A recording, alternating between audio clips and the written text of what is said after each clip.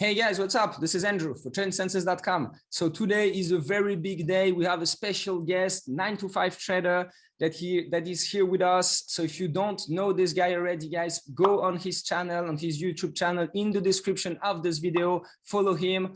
This is the first guest we are having. And guys, the reason why is because I watched his video and this is great content. He's doing technical analysis just like I do. We have slightly different methods, but I'm very excited to see what he has to say on AMC, GameStop, and discuss a few plays. So thank you, bro, for being here. And I give you some time to introduce yourself.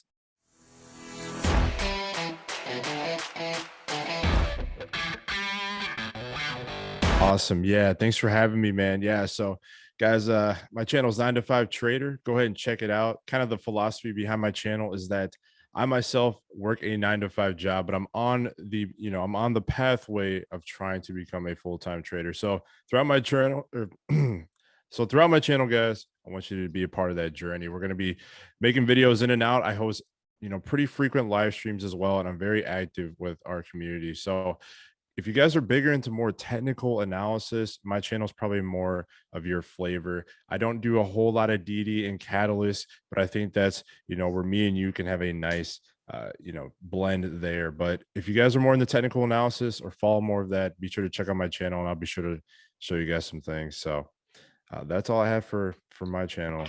Okay, cool. So once again, so of course I watched your videos and I can see you're using TA just like I do, and I would be very interested to know a bit what you think. We're gonna start with the stocks that you guys want to see. So let's start with AMC and GameStop. So maybe 9 to 5 can show us what he thinks might happen in I don't know, this week or maybe next month, and what kind of targets maybe you have. And then you guys already know mine. So then we're just going to switch to other stocks and we're going to discuss everything, the different methods that we both use. So I think it's going to be very interesting to compare actually our method. I saw you, bro, were using FIBs as well, but I think you use it a bit differently from what I do. So let's just check everything. Let's compare. So once again, let's start with AMC or GameStop, up to you. I'll let you share your screen and let's see what you have there. Yeah, perfect, man. I definitely want to go over AMC. So let's see. I'm disabled. I need screen sharing. So let me get some screen sharing real quick. Yeah, you got it, bro. Just gave you. There we go. Cool. AMC. Yeah. So I already have it charted here. I'm kind of cheating a little bit, but let me clear it up here. I'm really excited about AMC personally. Okay, I'm looking to add to a position or load to, or start positioning into this as we approach the next day here. So I'm going to show you why. I'm going to show you the things that I'm seeing. I'm pretty excited about it. So I have AMC pulled up here on the 4-hour chart. I like to look at the bigger time frame. It helps validate kind of the things we're seeing a little bit more, just adds that much more significance. So I see that trend line we've been holding here. So net overall, I've been uptrending the last 3 months. I'm excited about that. And then from here, I think we are sitting in a big bull pennant on the 4-hour chart. Now, there's been a lot of sentiment with AMC recently. I know their CEO, he has came out recently and said he has something big, planned for us soon. He likes to spit out catalysts like at the right time, and it's typically around a good technical point too. So I'm pretty excited here. Let's see what can happen in the near future. But yeah, as we zoom in here, I think AMC is at a very cheap buy. I don't think it can get much lower than this. It's possible, but we're sitting very low on the RSI. We're at a 34. I just really like the way things are looking. There's not as much downside, I would think, being that we're at such a low point on the price right now. So I like AMC. I'm looking to buy it. In terms of fibs, so I like to do 2 different things with fibs. I know fibs are subjective, but we can try fib retracement. So I usually like to come from my longer term swing high and swing low. To me, that's what those are. And then, that's where we're currently sitting. So I have these areas for fib. Now, depending on when I'm looking to trade, right, I like to keep it relative. So I'd actually like to place the fib that's more relative to the price action. And I've seen that validate, at least in my experience, for me. So right now, again, we're kind of at the bottom of that fib. Yeah, we can come a little bit lower. It wouldn't surprise me if the price does come as low as like $34. But wouldn't be it a problem if we break this trend line? I pretty much agree with this analysis. Yes. I'm using the same upper band and lower band, like triangle trend lines, kind of. Yeah. But you're saying that if we break this, so the level is around 35.5 on my side. So what would, so you still think it's possible we just break it, fake out there a little bit and come back right away, right? This is what you're saying. Yeah, absolutely. I think there's still breathing room here. I just like the premature signs we started to see towards the tail end of Friday. So I kind of want to highlight that price action if we come in. So here's Friday here, and I like how we ended the day. Yeah, we saw the bounce exactly at the level. Yeah, pretty much agree on that. So I need a little more confirmation. The 1 hour looks really good. So what kind of confirmation would you be looking for on Monday, for example? What would you like to see to be like more bullish and, you know, really believe in the scenario of a strong bounce? Yeah, so for me, it's going to be, so I like it when it happens on the higher time frame. So for me, like very strong confidence, strong confluence at this point as well would have to be some kind of green candle that closes on the 4 hour above this high right here of this previous red candle. So about 30, I see 37.95. I'm going to call it 38. Yeah, 38 is the level. I pretty much agree with that. Yep. So if we get to, if we can get to 38 or get above 38, I'm pretty confident, you know, that's pretty much a good sign of a bounce there. Very strong bounce, especially if the candle's closed like that. It might have some drawdown right after 38 just because that's a critical level, right? We're going to see resistance there. So maybe it comes back down to like 37 for a little bit, whatever. But I think, again, that's strong confirmation, especially if there's a lot of volume there to support that. So I like that. Okay, great. So like I said, I pretty much agree with this analysis. I use Elliott waves as well, as you guys know. And for me, we are still like in a corrective mode, but we are close to the lows.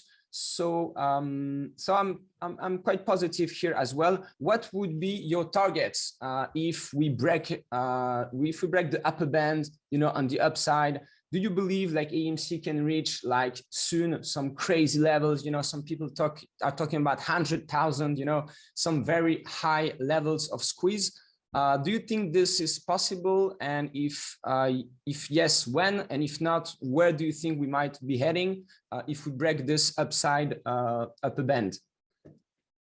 Okay, yeah, there's a lot. So there's a lot to that. And I definitely think, so this is AMC at the end of the day. We got to understand all the dark pool data we've been seeing, all the short interest. We got to keep track of all that.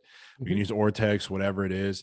But with that underlying movement happening and all the intertwining movement of the stock, I think this stock is susceptible to just a lot of momentum. Like the fact that there's a lot of volume in this already and a lot of people trading it, we're going to see nice big moves just off technical breakouts. But I think that's where the underlying dark pool movements that happen, all the shorting, I think that's also going to help, you know, induce a possible squeeze or give a lot of momentum. So being conservative, right? I like to use the fib on the bigger time frame because, again, if the bull pennant we're observing is on the bigger time frame, I want to keep the fib relative to that. If we break out of this bull pennant, I like that interim swing high. I like about 52.85 about that level, maybe even 53. Nice whole clean number. I like that level if we break out of this bull pennant, which could happen in the next few days or weeks. And then again, you know how this stock likes to act when it gets to the 50s and 60s. So again, that's just assuming a technical breakout. That's conservative. And then again, that's where we could see a lot of squeezing possibly happening. Last time we've been in this territory with a lot of momentum, I mean, it got pretty parabolic, right? So you know, we've only been in the 50s like a few times. Okay, that's a very good analysis. Thank you for sharing that. I think it's going to be very interesting for my viewers to see what you think, and that basically we converge. We're using slightly different methods, but we converge on our support levels, on our resistance levels. On my hand, I have a target of 135 that I get using fibs. You guys already saw that, so I'm gonna, no need to show it here. I would like you, brother, to share your opinion now on GME. See if we agree as well on this one, and what do you see coming? So let me know what you see there. Yeah, we'll take a look at GME. Actually, this will be a fresh chart to me, so let's do that. Oh, and yeah, your fibs, awesome. I use fibs differently. Like I use fibs, I use fib retracements, and I just base off of that. But like, yeah, I think the 100s and whatnot, like I've seen that utilizing extensions, and I've seen it up there because that's what kept popping up to me when I was watching it squeeze when it got into the 70s. I was like, oh my gosh, like this is possible, because when people were saying like 150 and all this, I'm like, how they getting that? Fibs were kind of new at the time. I was like, okay, yep, that's a fib level next. So kind of when you're in no man's territory, I found those fibs to be very useful because you just don't know where it's going. Exactly. It just gives like approximative target, but that is often actually reached, and where we often see some selling pressure arriving whenever it's a new high. So yeah, I like to use fib projections as well. They give quite good reactions usually. So I like GME. I think it's the same thing as AMC in terms of being part of that community there, the Reddit community, the social media meme as stocks, squeeze potential, manipulated. I like GME. There's still a heavy sentiment behind it, and then even fundamentally, they're looking sounder as a company. Ryan Cohen taking the lead. I like that. I'm very bullish on that. This setup looks great. This looks like a symmetrical triangle. Maybe I'm a triangle guy. I'm a trend line guy. If you guys haven't seen that or figured that out yet, like I use your lateral resistance and support levels. I see them more mentally, and I also use my crosshairs here. They typically align with a lot of other things I see with a trend line, so I just stick with that. I still think net overall, we're seeing a nice bullish pattern here. Again, I'm on the daily chart. And if we go to the max chart, right, that it looks great there. I mean, higher or lower highs and higher lows. So I like that. And then we dial in going to the 4-hour, kind of the same thing here. I think, as we get closer to that trend line, again, trend lines are generalized. And again, I drew this on a different aggregation period. So the trend line is going to be a little off the price action. But I think when we generally get in the vicinity of a trend line, we need to start watching things close. That's where you want to come in, potentially try to grab a dip, maybe start positioning in. That's kind of what I'm going to be looking to do on GME if I'm looking to play it. Obviously, look for other confluences, right? We want to wait for a bounce. We want to wait for confirmation, a curl, whatever. But I think we're in the vicinity of that possible buying opportunity. So technically, GME looks great. Fundamentally, we talked a little bit about that. I like the company as a whole. And again, this kind of falls categorically in the whole theme of meme S stocks, things like that. So they have insane potential to run. So I like the way GME looks right now. GME and AMC are approaching a buy for me personally. Okay. Cool. So once again, I pretty much agree with this TA. I have this kind of same of triangle here as well on GME. I'm seeing like higher highs, higher lows, like on the long term. So this is bullish. We are above the 200-day moving average. So everything to me looks great. We just take a little bit of time. But I really do believe we're going to see some nice price action developing soon. So that's great. I have a few questions to ask you, to know a bit more about yourself. What brought you actually in trading? So you're an independent trader, right? So how long have you been doing that? What brought you there? Yeah. So I don't know what brought me to trading. It's hard. So, obviously everyone's in it for money for the most part, but as I pursued trying to learn it, I just started to enjoy it a lot more, and I'll elaborate on that. But I probably started about maybe 2 years ago. I got a lot more serious like a year ago, but so I want to say about 3 years ago is when I started to entertain it. Then about 2 years ago is when I got a little more serious, and then in the last year I've been doing a lot more executing. So I really spent time digesting the markets, learning the markets, and that's leading me into my next point here is that trading, I originally was just like, man, I've always wanted to be in the stocks. Stocks sounded crazy, fast paced, cool. Wolf of Wall Street, just like people making tons of money really fast. I'm like, this is crazy. The multiples are insane. And I just took time to understand it. As I did that, I started to enjoy it. I liked how insane it is. Like, there's never a dull moment. And it's nice too, because it kind of forces you to stay engaged with just what the hell's going on in the world. Like, I used to never be or have any real knowledge in like politics, the economy, all that good stuff, business, everything. And now that I follow the stock market, man, I know so much stuff I don't even need to know, but it's going to be advantageous to me, right? Real estate market, gas and oil, gold, cryptocurrencies, inflation. You need to follow Yeah. everything now. You need to. So yeah, I just grew a passion for it. And then I think it just naturally resides with me. I just personally, like, I always was looking for that thing that kind of, what's my natural passion, what I really like to do. And this stuff, I mean, I just get it. This stuff clicks with me. I understand the technicals. I understand a lot. And I like it, man. It's crazy. Never a dull moment. It's so fast paced. And it's really just a game of discipline. That's it. Very, very heavily psychological. But yeah, that's kind of how I got into trading. I'm just going to stick with it, man. Yeah, okay, very nice speech, man. I pretty much feel the same. It's a very nice environment, very exciting. Especially the past few years, there's been so many opportunities. I personally do believe we're gonna stay in this kind of environment for at least 1 or 2 more years. What I mean by this kind of environment is a strong bull market. So this is one more reason I believe, stocks like AMC and GameStop that are, two legends now are going to go higher because there is so much money. And, in trading, I'm an ex-trader. We have a saying that is money needs to find a home. And there is so much money everywhere in the world. And this money just needs to go somewhere. The guys that are working, asset managers, bankers, whoever, they need to, they receive money and they just need to invest. They cannot sit on it. So even those guys, they're getting into the AMC trade. They're buying pretty much everything they can. All right. So and for this reason, I don't think we're going to stop having this flow of money coming into the economy right now. And for this reason, I believe we're going to see new all-time highs for like the next year on the S&P 500 and everything that is hot to me. So crypto is hot, meme stocks are hot. The SPY is hot. Everything is just going to go higher.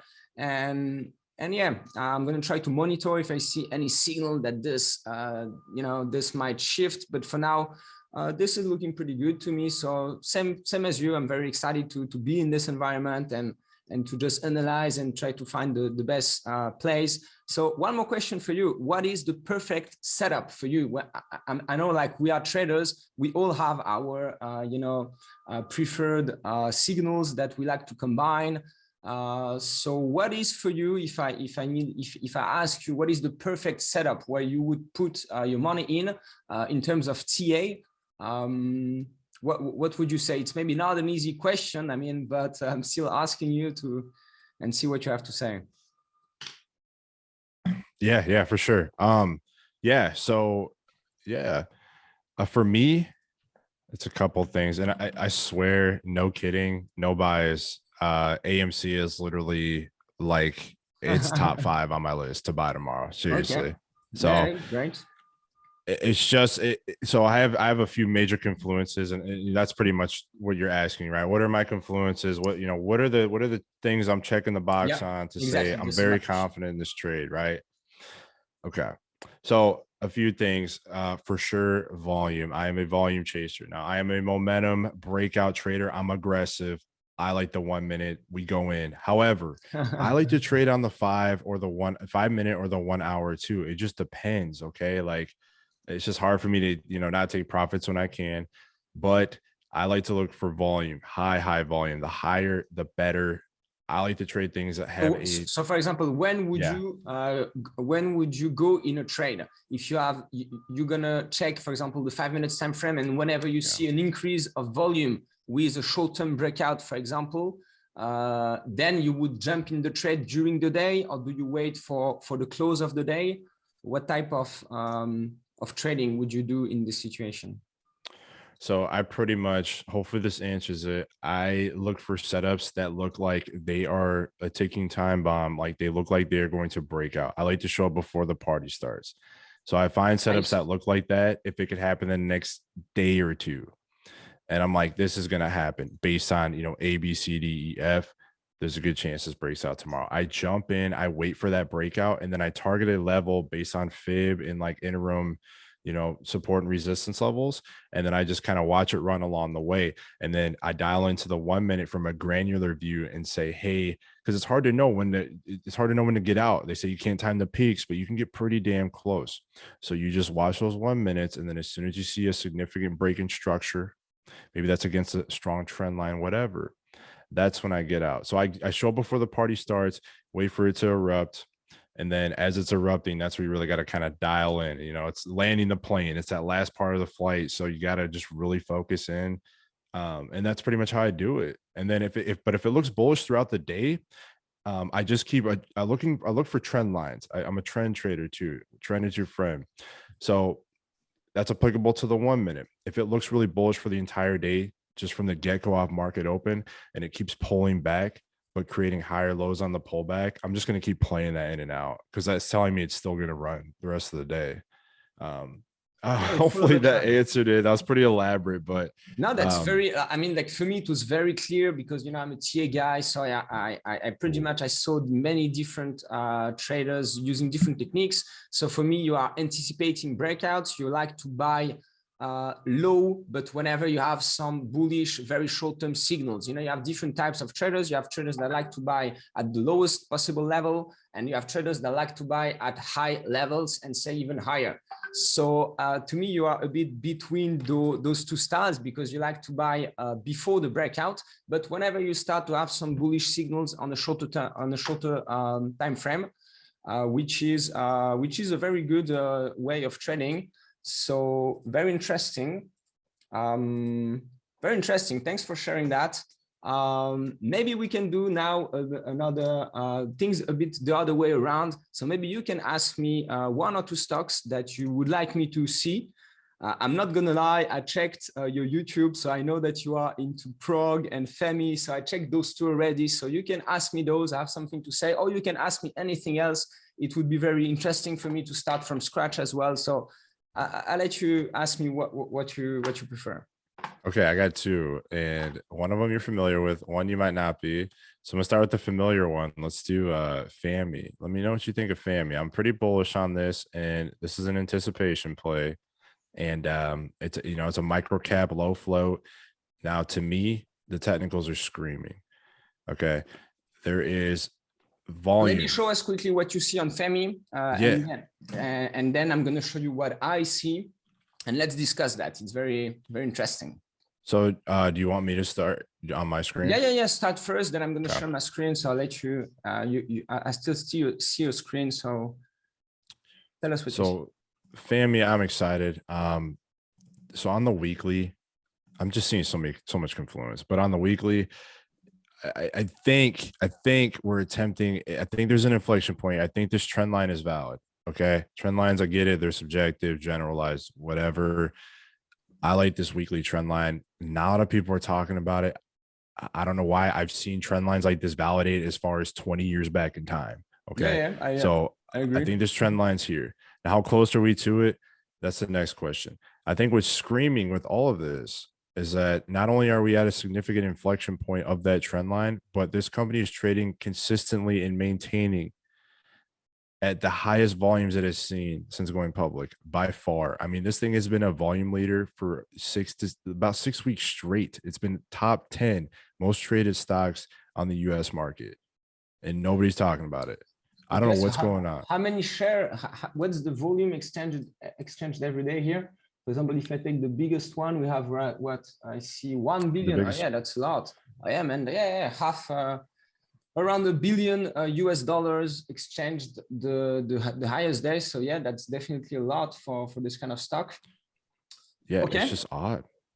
So to me, yeah, I'm speculating, right? But as part of the game, and I'm speculating on this stock because it's just too weird. And diving a little bit deeper, there is a lot of short float in here. It's about 35%. Possibly we're in a falling wedge more interim. I don't know. I've seen plays like this.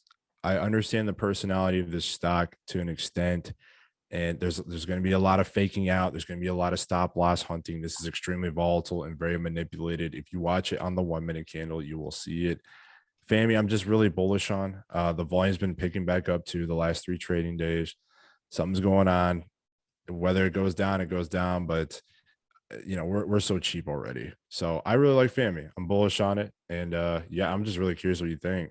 Okay. Okay, but maybe I can share my screen and I'm going to show you what I see there. All right, so here we go. FAMI, it should be good. All right. Do you see my screen? Yeah. Okay, great. All right, so I'm using a log scale. So this is a bit different from what you are doing. So I'm going to have slightly different trend lines. So I can start on a weekly time frame, just like you did. And so if I start from, 2018, I have a trend line that I would draw here. So, sorry, I'm just wondering if, okay, I'm going to put that here. It's perfect. Okay, so I have this trend line that I use connecting the 2 highs that I have here. Then I have one more reaction here, and then I had a breakout in, let's say, Jan 21. So for me here, this is the first breakout that could have been used as a signal to get in. We have the breakout. What I like to do in those stocks that are just, dropping, I like to identify a breakout that I usually get using a trend line. And I usually don't buy the breakout unless we have, a big consolidation before. So here we had a bit of consolidation. So maybe I could have bought this breakout, but I would usually buy the retest. So here it would have worked. Then we had this huge run up, and then it just got dumped quite badly here. So to me, whenever we broke this trend line at this level, this is looking bad, because when we have this kind of trend lines that are just going lower, they are broken, retested, but not holding, and we are below the moving averages, this looks bad. So from there, we corrected quite heavily. And right now, what I'm seeing is, so we are very low. So I agree, this stock is cheap, but the question we are having is, can it go lower? And when would we have, for me, all the positive signals to get in? So the first good, so let me go back on a daily time frame. And now I'm going to try to see if, so we are bearish. I mean, on the medium term, we're just going lower. We're making lower lows, lower highs. So we're in a bearish trend, but we already have a bullish divergence that we can get using MACD, which is a momentum indicator, or RSI, which is another momentum indicator. So here we can see that the market is making lower lows, but during the same time, the momentum, which is MACD or RSI, both went higher. So this is, for me, the first bullish signal that we have. That means that the bears are out of steam, that they are tired, that they don't have that much more money to put in the stock to push it lower. So this is positive. We then had this very strong bounce here, and we, to me, created this upper band wedge, this wedge upper band, where we got rejected first. We came back here, so I have support at the recent low. So we are right around it, around like 0.3. I have, a support level at around here. I could buy right now. If we go lower, I would definitely try to get in, more around this level. It would be a new low, depending on how fast we go there. What is the momentum? If we arrive very strongly, I would be careful. But if we arrive there, we stay there a bit, then I would be probably a buyer around this levels. I would use some short-term signals to get in. And my real signal, because I'm more a swing trader than a day trader, just because, if you want to day trade, you need to be extremely focused to follow everything. In Hong Kong, I'm just not in the right time zone to do that. So it's mostly for this reason. Otherwise, I would enjoy doing more day trading. And here my signal would be if we, so I'm not saying we're going to go lower. All right. This is not my preferred scenario. I don't really know what's going to happen, you know, in the coming days. But what I know is that if we arrive here and we have this breakout retest, you know, this would create for me a very nice signal. So I'm going to give you the level. All right, I'm going to put that in green. And to me, this would be a good signal because we would have, we would be close to this trend line. All right, so this is still acting as resistance. So maybe it would be even better if we trade above that. But if we ignore this trend line, which is a long-term trend line, we would here have a wedge breakout on the upside with a bullish divergence. Those two signals combined usually give very good results. I mean, we usually see a strong move up happening afterwards. Once again, usually when we come from the highs and we are in a downtrend, the reversal usually takes some time. So here, depending if we have a consolidation just below the upper band of the wedge or not, I would buy the breakout or I would wait for the retest. But definitely, I think we have something nice to do here. Then on those kind of stocks, which are once again, we're trading much higher. So how high this was trading at 10? Okay, yeah, that we're trading much higher. I would probably try to exit, you know, at least if I'm in this trade and it goes in the right direction, I would probably try to take some profits around the one level, 115, because I see here we have, you know, this trend line that I get once again using the log scale.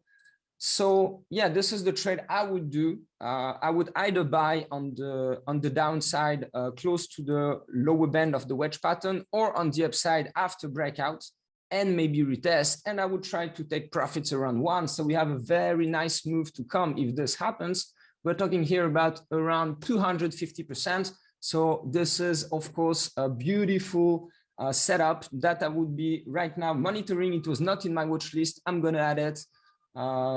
So yeah, that's what I see on FAMI. So let's see what's happening there, but it's definitely a stock to follow. Oh yeah. Okay. Yeah, man. I like it. I like the, yeah, I totally agree. I think, you know, I definitely think we can fall further down that wedge. I think it's a possibility in that buy region around, I think you had it around like the teens, the high teens. I can see it, you know, coming down to that wedge. I think that's possible. Yeah, you know, I was just so bullish on it because I really think it's accumulating now. It's insane. You know, the volume is just so insane. We had dilution, right? We had a share offering. It got beaten down like a pulp. And then we had accumulation. It traded sideways on high volume for weeks. And then it flagged up to 53 cents. And then it cooled down from that. I don't know what's next, but it's insane. There's a ton of volume on it. I mean, it's unbelievably unspoken of. It's trading, it's averaging 100 million a day, and it's a Chinese mushroom company. It made something going on no news. Yeah, okay, something is going on. Yeah. Pretty excited. All right, cool. Maybe do you have one more? Oh yeah, that I can talk about. And SESN, SESN. I'm very bullish on this. Yeah, man. I'm into this one. Not Sensionic, but that looks really good actually. Let me.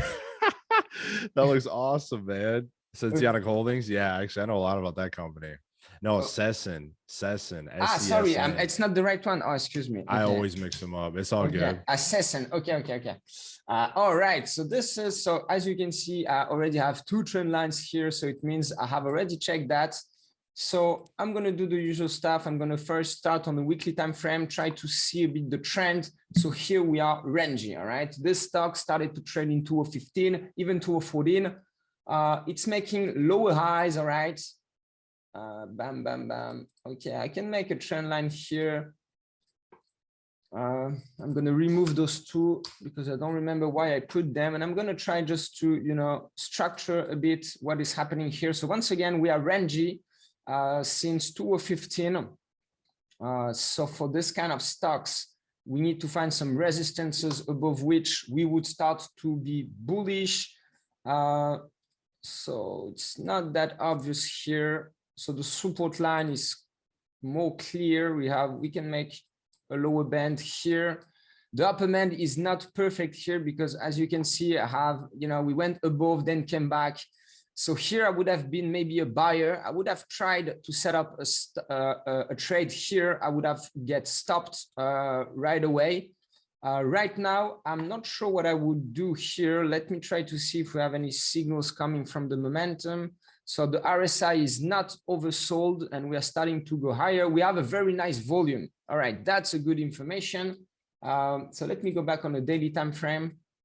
For now, I struggle to find some strong resistances above which I would turn bullish. I'm still trying to zoom in to see what I can get.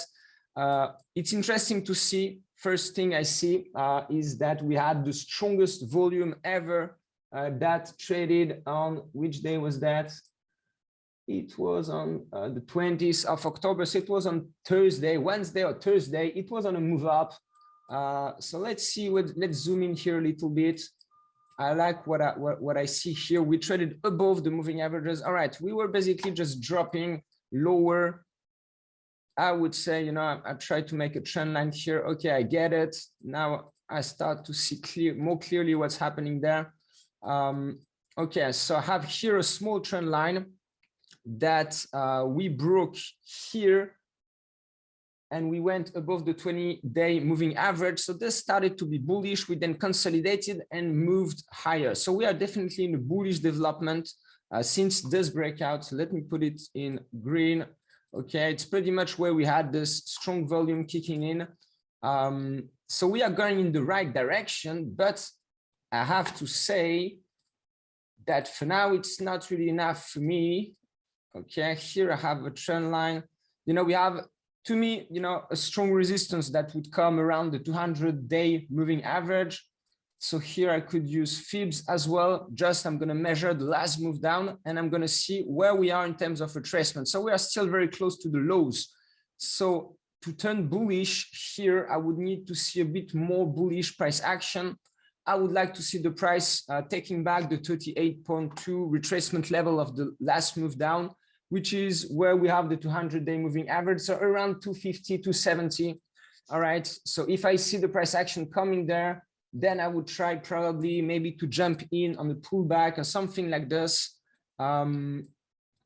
It would be a bit early for me to buy here because we have this strong bearish day that to me created a lot of damage. I'm not sure the damage is fixed yet. We have a lot of bears that might jump at it again around, you know, basically those levels, the guys that, you know, missed the exit here. You know, it's once again the breakout level. We have you know, a few indicators coming to the same levels. So here I start to see better. This is the breakout level of the last move up. All right. So let me put this one in green. So this one is useless. I'm going to get rid of that. Okay, I'm going to keep this one for now. So what I see here is that here we had this breakout on the downside. Let me put it in orange. And this is, to me, the strong resistance that we need to break to really turn bullish. So on the very short term, we have bullish signals. So my scenario here would be, so it's a long shot, but it would be that we keep going higher. And then here we would probably be rejected first. And what would happen from here is, you know, the big question. Either we're just going to go lower and then it won't be looking good, or we just go break this level finally and make new highs. So yeah, why not making, I mean, it's too late to buy. I would be a buyer maybe lower, try to take profits around 230, buying at 1, selling at 230. All right. If you're in this trade, I think it's a nice position to keep. And yeah, once again, I would take profit around 240, 250.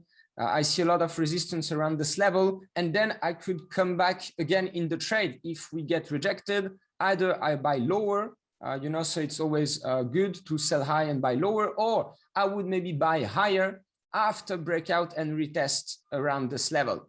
So I would have a plan for both scenarios.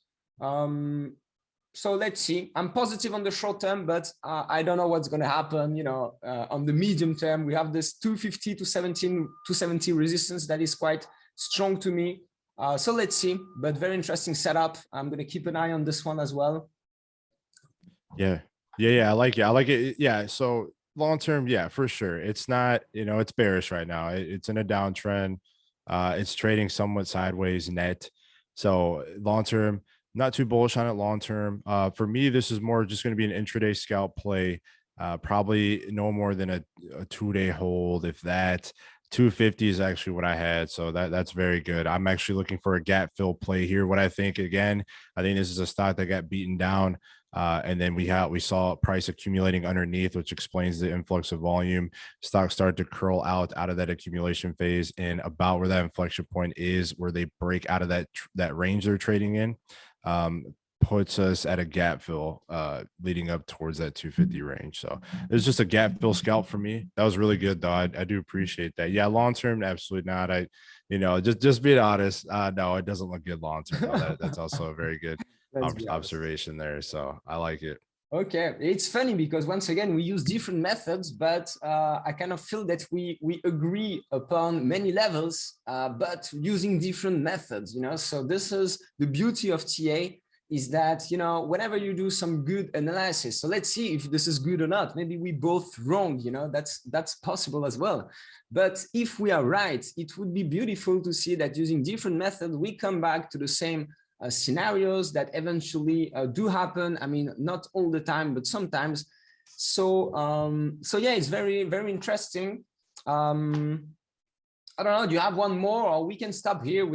I want to do that again with you. Anyways, it was really cool. So if you have one more, maybe we can do one more, or we can keep it for later. Just let me know. Yeah, what's that spreadsheet? Ticker, genetic short, synthetic short. Yeah. Can you measure short data with FAMI? Do you have that? Yeah, I actually did that, and I don't see something huge. Was there anything interesting? I don't have actually options on this one, so I don't know if I have an issue here. Let me share my screen.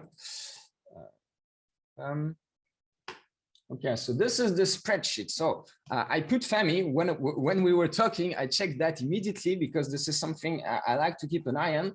So when I check FAMI, I see that the market cap is very small. So this is a good reason for having some strong moves up, because on those small market caps, whenever you have a big player, he can just move the market by himself. I don't see options here. So let me check. I don't know. Let me check. Yeah, there's no options chain. You don't have options. Okay, so this is why I don't see any synthetic short. This is what I like to monitor, because this is giving gamma. So this is giving some strong bullish momentum. So I don't see it here, and I see on the regular shorts. So maybe I'm a bit late. I'm on the 30th of September, and I see 2%. So it's not big. Let's check SESN.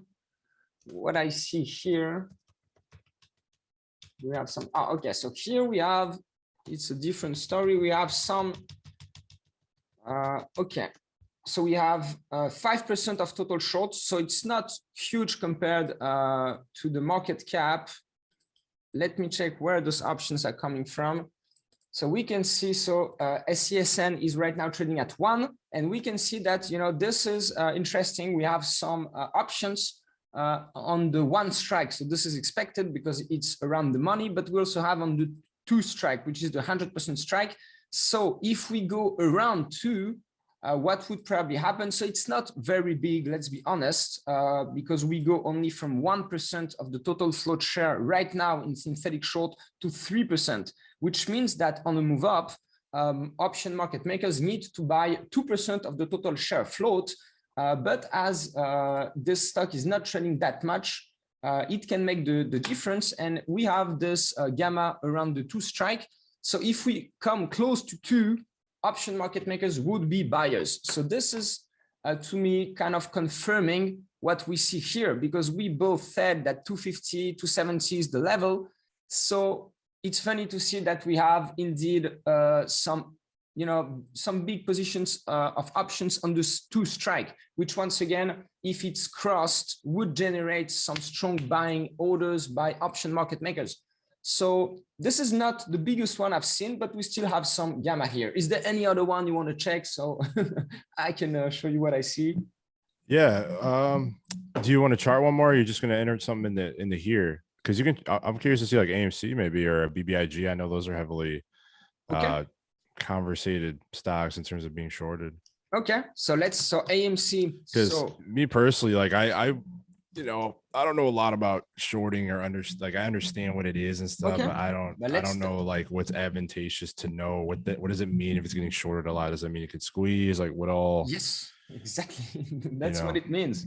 All Okay. right. So bam, let me get it from AMC first. So basically what I'm doing here, I'm retrieving all the open interest on the option market, and I convert. So it means that you have some open positions on call options, for example, and I do the assumption that all these call options are held by retail investors, and that the short side is that professionals are shorting this, so option market makers and hedge funds.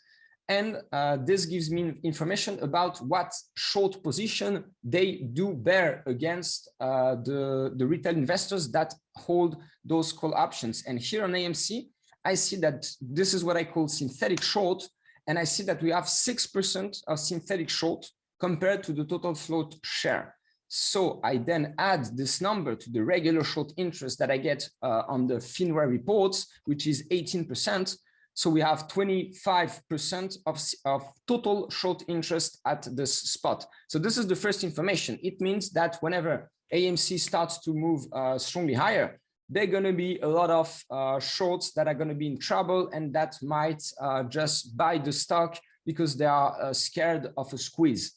And the other information that is very interesting to get on is the maximum synthetic short that is here 17%. So this is the synthetic position that would be on the market if AMC goes to very high levels. So whenever you do the difference between the synthetic short and the maximum synthetic short, which is here 11%, it means that this is the position that shorts need to buy on the upside. So this is the gamma, this is the bullish momentum. And I like to compare all of this to the daily volume. And this is the DTC day to cover, which is here 2.5. So this means that if all short players need to cover their short position in the same day, they would be trading 2.5 the daily volume. So of course, this would become a squeeze. And this indicator is good to follow whenever we're close to 5 or even 10. Then usually we are squeezing. It's not that we might squeeze, it's that usually we are in the process of squeezing. So this is interesting to follow. And this is pretty much the information I get. So once again, on AMC, I see that we have 25% of total short interest, which is a lot. I mean, you know, and on GME, we have pretty much the same. Up.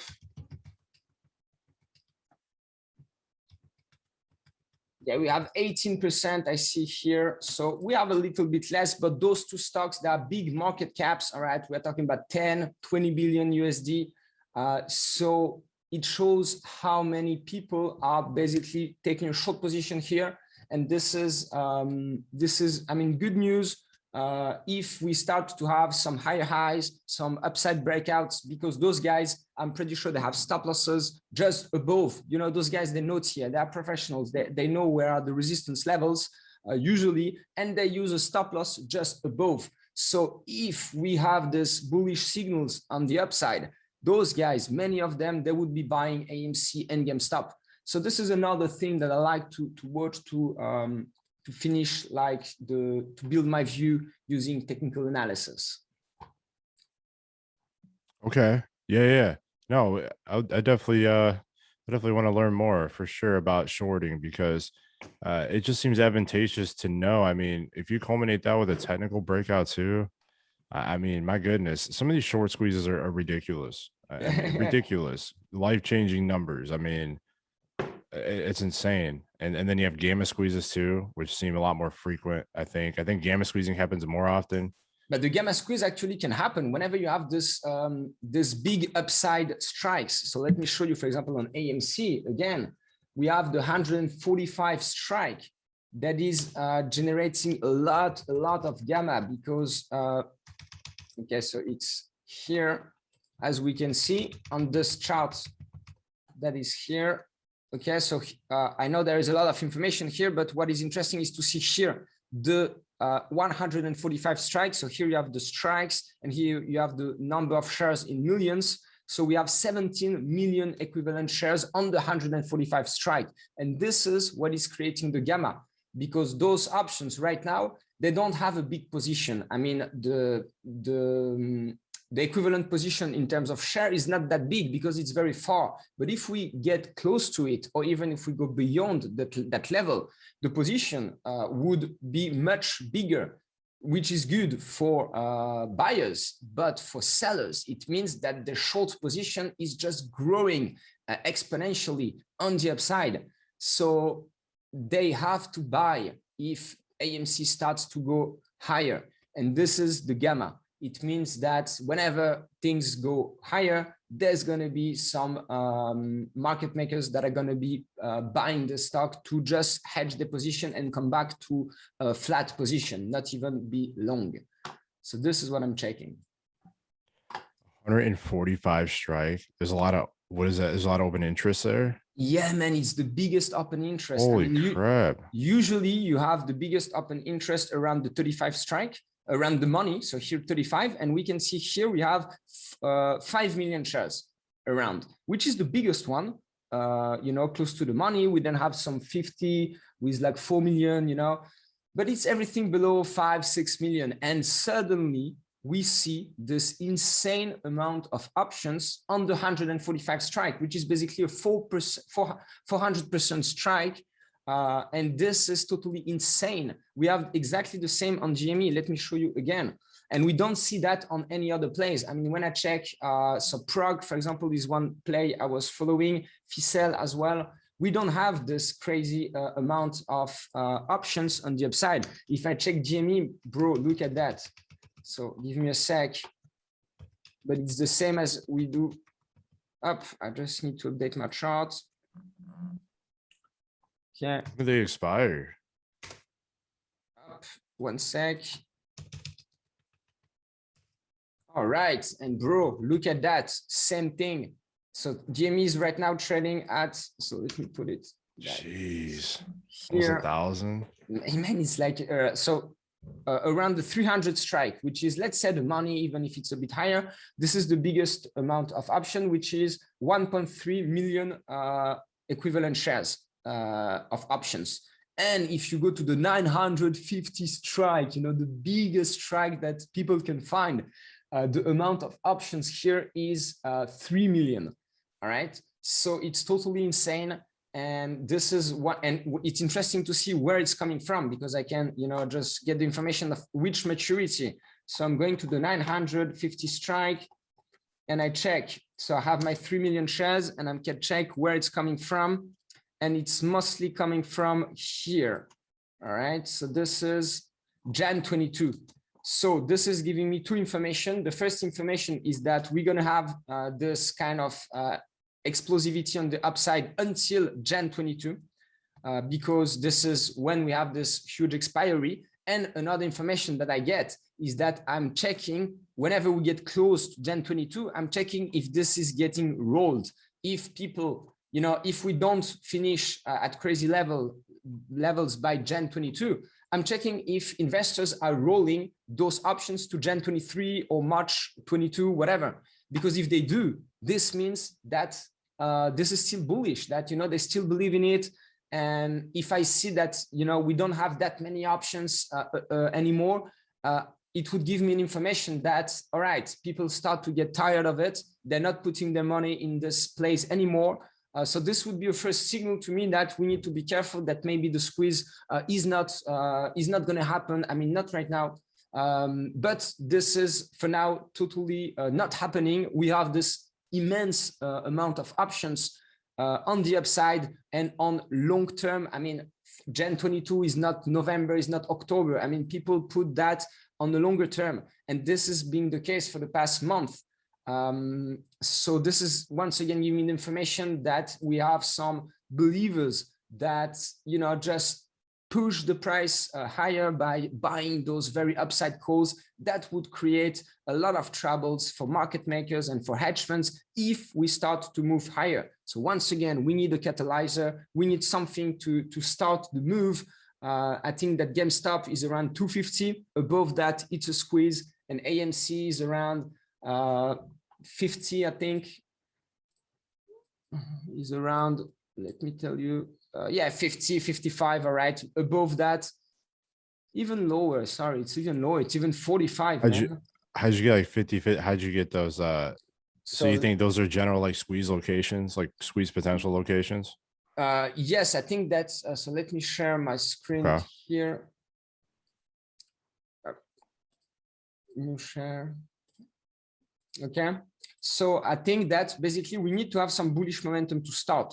So we need to have a breakout that just brings in bulls in this market. And if we have this breakout, then we would have the first move up, and then the gamma would probably do the rest. So here, okay, got you. You see what I mean? What I would like to see is a breakout here that would not kick in for the gamma yet. So here, option market makers, they would be fine. They would be, yeah, we have time. 145 is still far away. We don't need to buy shares. But here, I'm pretty sure some bulls would get in. And if we go higher and make a new high above 53, roughly, this would be a signal for more bulls to get in. And we would have, I think, this bullish momentum that we are waiting for, that would trigger the stop losses from those short players. So this is my view. We need a first move to drive some bulls, and then the shorts would just do the rest by stopping their positions. Okay, I totally agree with that. Yeah, that's one thing I've really noticed with AMC, because I was alluding to that earlier, where I think a technical breakout is significant because that's going to leach in a bunch of volume. It's just gonna snowball with all this momentum. Exactly. Okay. Damn. Yeah. Wow. I didn't know there was that much open interest at those strike prices. That's nuts. That's nuts. I didn't know that existed. And I'm checking every stock that people talk about, that people ask me to check, and I've never seen something like this for any other stocks. So you have AMC, GameStop, that are, for me, the two legends that have all these options on the very high strikes, and then you have the other plays that are just pump and dump. You don't have this strong buyers that just going to hold for a very long time. So this is, to me, the difference between the small plays. For example, I like Ficel, I like Prog right now, but I don't believe they would hold high. They would just pump and dump.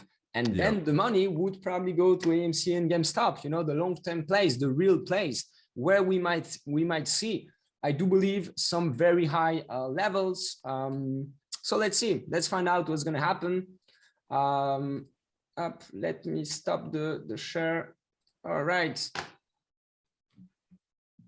So thank you very much for being here. It was very interesting. I really hope we can do that. We can do that again. I really enjoyed talking with you and seeing like the different techniques that you like to use to compare it with mine. So thank you very much, bro, for being here. And I'll let you say a last word if you want to say something. No, yeah, it was fun, man. I look forward to more. This is great, and it's always good when you can, collaborate and link, on the same frequencies as someone else who understands technical analysis, and I think we can bounce some great ideas off each other. So I appreciate you having me, man. Okay, cool. Thank you very much, guys, for watching, and stay close to shore. See you.